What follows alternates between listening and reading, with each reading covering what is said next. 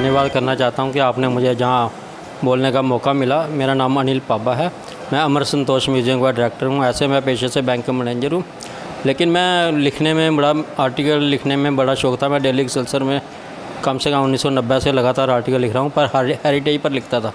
Heritage पे लिखते लिखते धीरे धीरे मानूमेंट्स की जब मैं खोज करने लगा, टेम्पल की खोज करने लगा, तो मेरा जब मुझे चीज़ें मिलने लगी, पुरानी धरोहरें, अपना इतिहास जम्मू का पता लगने लगा कि इतना पुराना है, फिर मैंने सोचा कि क्यों ना इसको संग्रह करके एक धरोहर इकट्ठी करके एक संग्रहालय बनाया जाए।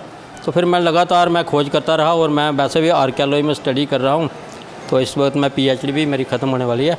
तो मैं आर्कियोलॉजी में जो मैंने खोज की, जो हमें एविडेंस मिल रहे हैं, जो हमें फासिल मिले हैं, जो रामनगर से, ये जो कल्हण राजतरंगिणियाँ की जो सबसे पहले लिखी थी, ये 10th 11th सेंचुरी में लिखी गई थी। उसके बाद जो राजाओं ने इनकी कापियाँ करवाई, हैंड रिटन बड़ी कम मिलती हैं, मेरे पास किस्मती से 3 कापियाँ इसकी मौजूद हैं। और ये इसमें पूरा कश्मीर के जो 11th सेंचुरी तक जो हमारे राजाओं का वर्णन है, वो पूरा इतिहास, जैसे कौटिल्य का अर्थशास्त्र है और हमारी राजतरंगिणियाँ, जिसमें हमारा कश्मीर के सभी राजाओं का इतिहास मिलता है।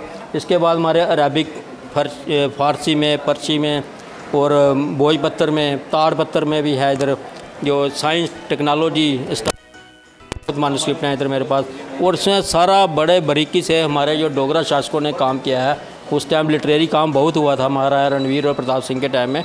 गोल्ड से काफ़ी वर्क किया, जिसमें हमारे जम्मू स्कूल, बसोली स्कूल और Kangra school, Guler school of painting को इन्होंने इसमें दर्शाया है।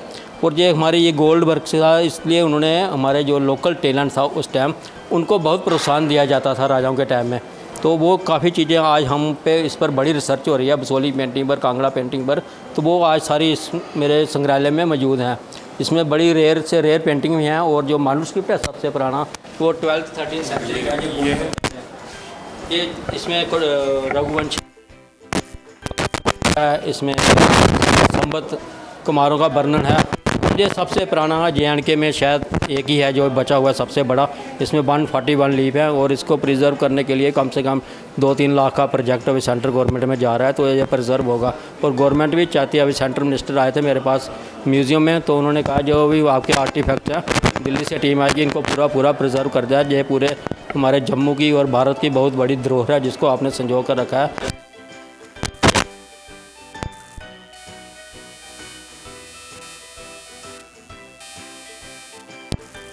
इसमें शारदा का ये ग्राफी है, बहुत अच्छा वर्णन किया है इसमें।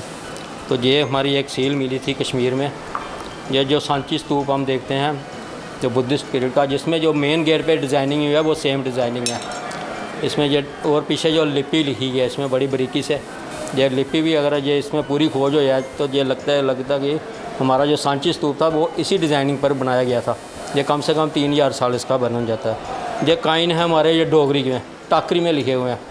ऐसे तो बड़ी कलेक्शन है, खासकर आज डोगरी कल्चर को डिस्प्ले करने के लिए ये टाकरी के काइन लाया हूँ कि बड़े लोग, टाकरी आज हमारी ख़त्म हो रही है।